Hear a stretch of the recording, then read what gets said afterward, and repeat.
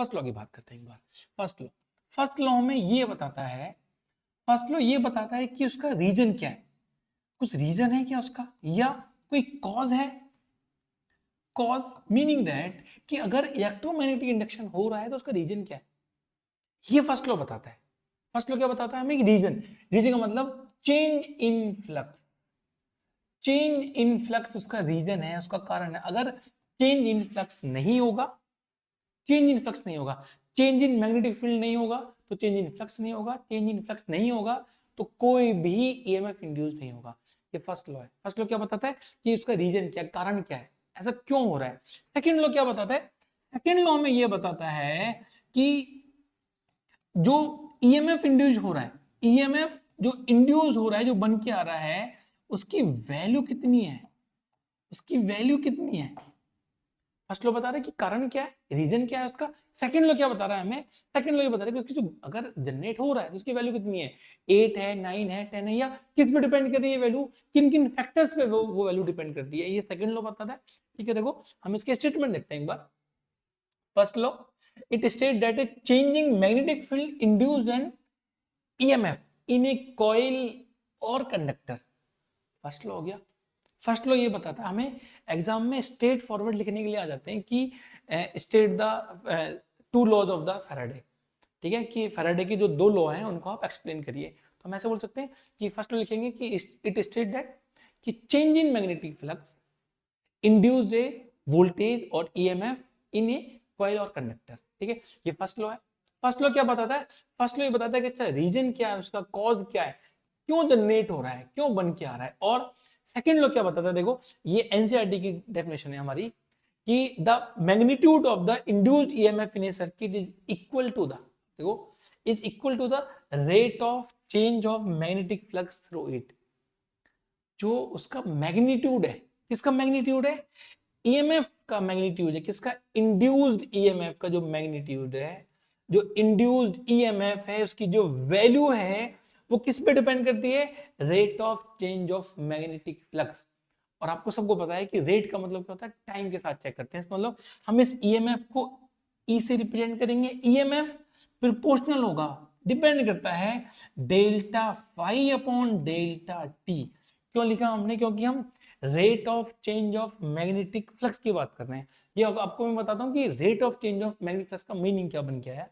देखो जैसे हम ये बात करेंगे यहाँ पे कि हमारे पास में सबसे पहले एक ही कॉइल थी। ठीक है, हम बात कर लेते हैं, एक कॉइल ये है, सेम सेम कॉइल है। ठीक है, और यहाँ पे कोई डिफ्लेक्शन आएगा हमारे पास में, ऐसे कोई आएगा डिफ्लेक्शन। मैग्नेट बहुत थोड़ी सी दूर है, मैग्नेट थोड़ी सी दूर रखी हुई है। अगर मैग्नेट दूर है तो इससे नंबर ऑफ फील्ड लाइंस कम पास होंगी। ठीक है, ऐसा मान लेते हैं कि यहाँ से फ्लक्स 1 है टाइम t1 पर। जब इसको पास में लेके आएंगे, इसके देखो जब इसको पास में लेके आएंगे तो डिफ्लेक्शन थोड़ा सा और ज्यादा होगा। जब मैग्नेट पास में यहाँ पे आ जाएगी, देखो ठीक है, तो फील्ड लाइन थोड़ी सी इससे ज्यादा पास होंगी। मीन्स हम इसको φ2 बोलेंगे और टाइम 2 बोल सकते हैं। टाइम t1 से लेके t2 तक, उस टाइम डिफरेंस में कितना फ्लक्स में चेंज हो गया, उसको बोलते हैं rate of change of magnetic flux. Means हम हमेशा चेंज को ऐसे दिखाते हैं, अगर हमें चेंज दिखाना होता है तो हम चेंज को दिखाते हैं डेल्टा से, और चेंज को बोलते हैं हम फाइनल माइनस इनिशियल वैल्यू। ठीक है जी, देखो अगर उसको बोलूंगा ईएमएफ प्रोपोर्शनल टू बोलूंगा मैं यहाँ पे delta phi upon delta t, इसका मतलब ये वैल्यू बन के आएगी φ2 minus φ1 upon t2 minus t1, कि t1 से लेके t2 तक टाइम में कितना फ्लक्स चेंज हो गया, उसका रेट। समझ में आया आपको, ठीक है, उसका रेट आपको समझ में आना चाहिए कि क्या वैल्यू बन के आएगी। ये चेंज, इसको बोलते हैं change, rate of change of flux. Time के रेस्पेक्ट में कितना फ्लक्स में चेंज हुआ, पहले φ1 फ्लक्स था एट t1 टाइम पे, अब φ2 फ्लक्स है एट t2 टाइम पे, तो φ2 minus φ1 upon t2 minus t1। इस पे डिपेंड करेगा आपका इंड्यूस्ड ईएमएफ। ये समझ में आया। देखो हम इस साइन को यहां से हटाते हैं, देखो जब इस साइन को यहां से हटाएंगे तो ये बन जाएगा ईएमएफ प्रोपोर्शनल टू, अच्छा एक बात और, हम माइनस साइन लगाते हैं, माइनस साइन हम ऐसे बोलते हैं minus delta phi by delta t, ऐसा बोलते हैं। माइनस साइन का मतलब होता है कि हर कोई किसी भी चेंज को अपोज करता है। वैसे ये इसका एक्सप्लेनेशन लेंज ने दिया था, फैराडे ने बहुत ज्यादा एक्सप्लेनेशन माइनस साइन का नहीं दिया था।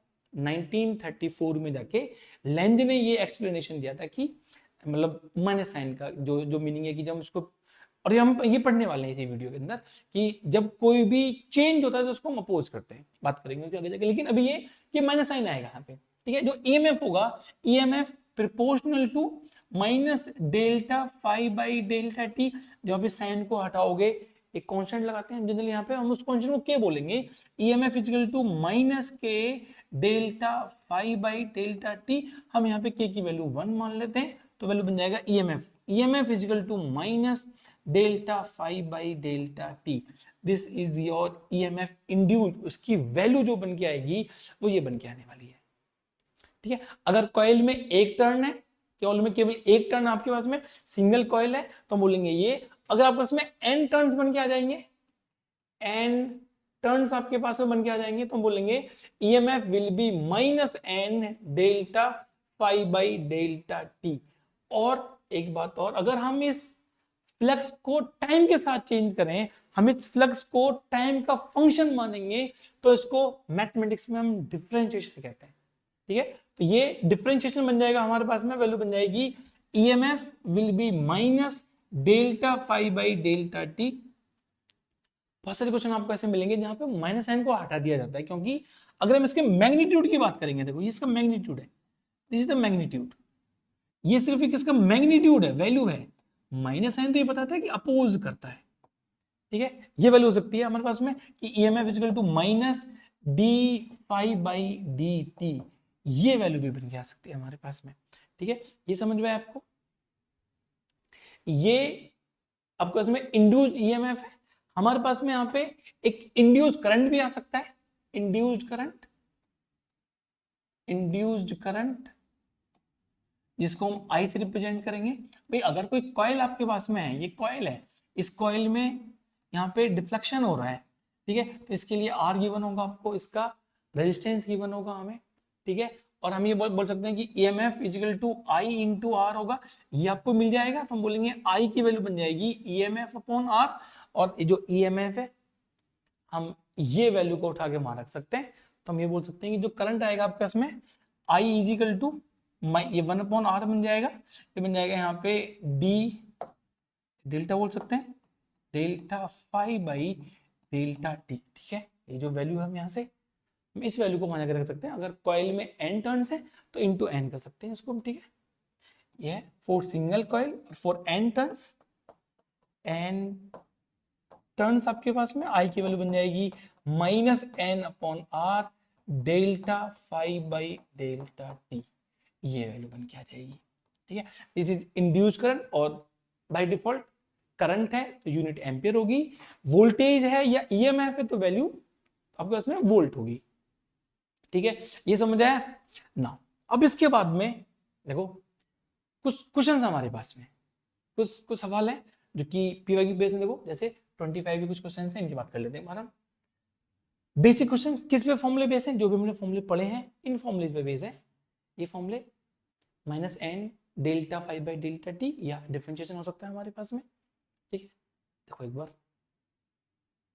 हियर फर्स्ट क्वेश्चन देखो, अब देखेंगे कि the magnetic flux through a loop changes from 3.6 weber to 1.6 weber.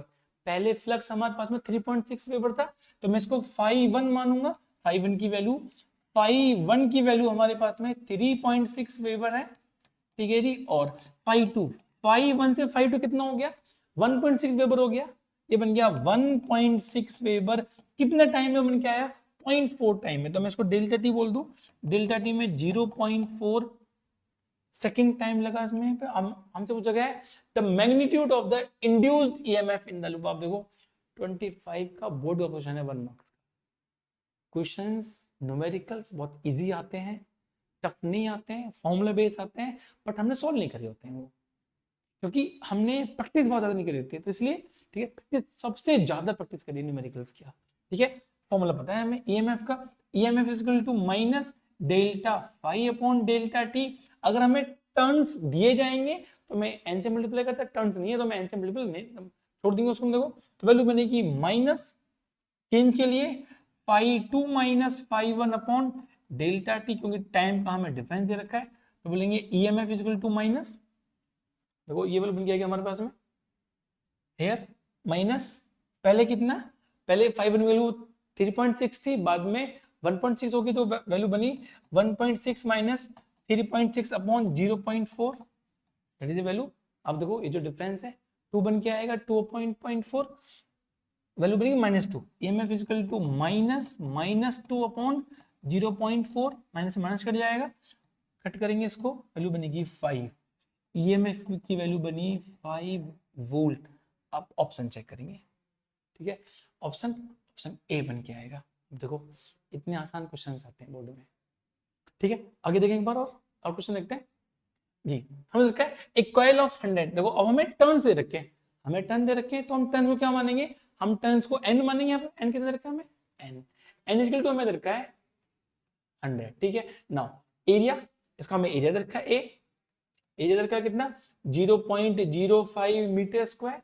Now resistance दे रखा है, तो हमसे अगर करंट पूछेंगे तो E अपॉन R कर देंगे इसको, हमें R दे रखा है रेजिस्टेंस, ये वैल्यू गिवन है हमें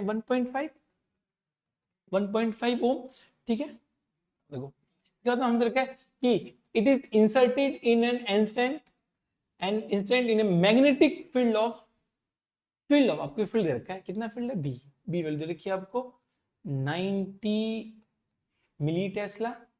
पैरेलल का मतलब जो एंगल है वो एंगल आपको इसमें 0 बन के आएगा, ठीक है, और cos 0 1 होता है, ठीक है। Then charge induced in the coil, आपको बताना है कि कितना चार्ज इंड्यूस्ड होगा, चार्ज इंड्यूस्ड कितना होगा, हमसे करंट नहीं पूछा गया, हमसे चार्ज इंड्यूस्ड पूछा गया, ठीक है।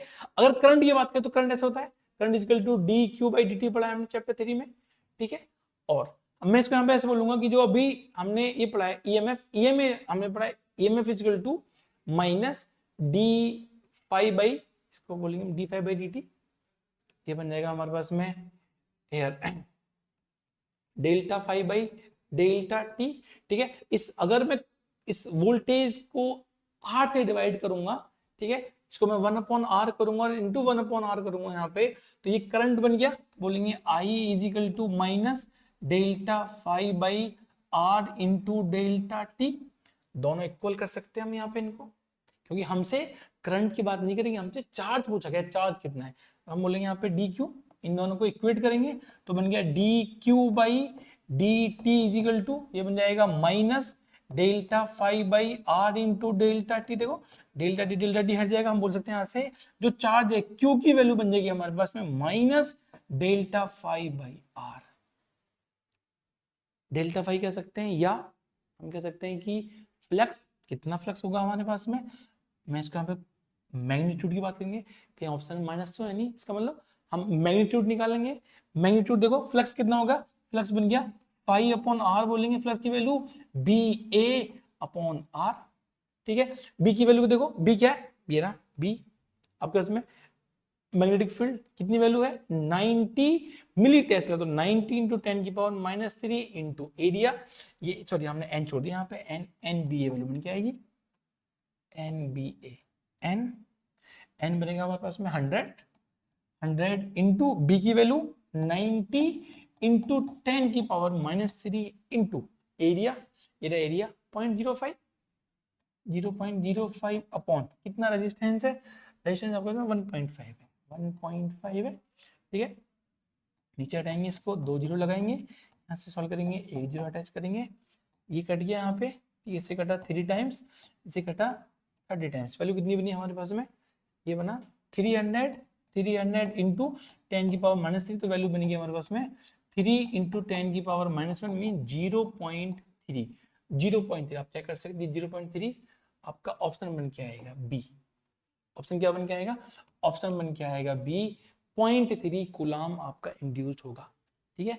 ऑप्शन बी की बात कर सकते हैं यहाँ पे हम, समझ में हमने क्या करा यहाँ पे, हमने करंट को इक्वेट करा है, हमें I is equal to dq/dt chapter 3 से पढ़ते आ रहे हैं, हमने यहाँ पे करंट निकाला, इंड्यूस करंट निकाला, दोनों को इक्वेट करा है, वहां से हमने चार्ज निकाल लिया, ठीक है। देखो ऐसे क्वेश्चन हम देखो बोर्ड में 25 में ऐसे क्वेश्चन पूछे गए थे। आगे चलते हैं, एक क्वेश्चन की बात करते हैं, ये बहुत प्यारा क्वेश्चन है, हमें ΔΦ नहीं निकालना, हमें फाई फ्लक्स दे रखा है, फाई इज इक्वल टू हमें गिवन है 5t² प्लस 4t माइनस 2, हमें फ्लक्स गिवन है और ये फंक्शन ऑफ टाइम, इसका मतलब में हम यहाँ पे d∅/dt निकाल सकते हैं। तो ये बन जाएगा EMF, माइनस साइन लगा लेंगे इसमें, ठीक है, माइनस साइन लगाएंगे तो इसको मॉड निकाल सकते हैं इसका। देखो हम इसको डिफरेंशिएट करेंगे तो वैल्यू बन के आ जाएगी 10t plus 4, this is EMF, EMF is equal to 10t plus 4। क्या टाइम गिवन है हमें टाइम गिवन है t is equal to 1 second, मैं 1 पुट करूंगा तो मुझे EMF मिल जाएगा।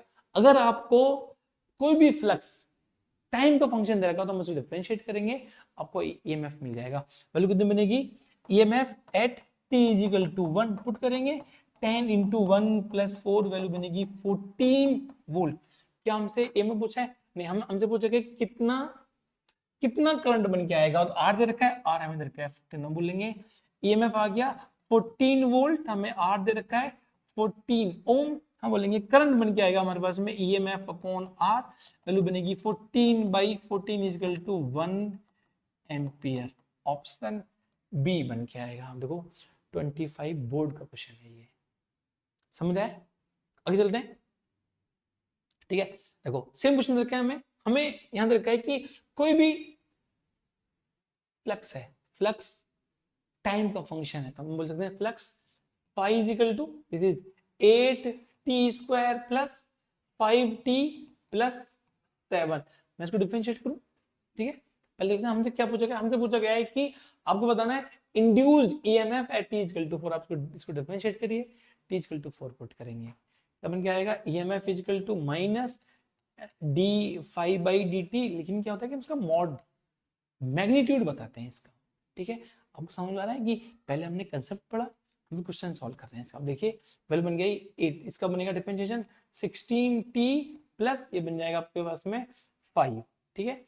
तो हम टाइम कितना, टाइम t इक्वल टू 4 है, तो EMF at t equal to 4 निकालेंगे, वैल्यू बनेगी आपके पास में, मॉड करेंगे इसका, वैल्यू बनेगी 16 इंटू 4 प्लस 5, वैल्यू बनी हमारे पास में 64 प्लस 5, वैल्यू बनी 69 वोल्ट। ऑप्शन चेक करेंगे, ऑप्शन डी बन के आएगा। ऐसे क्वेश्चंस बोर्ड में पूछे जाते हैं।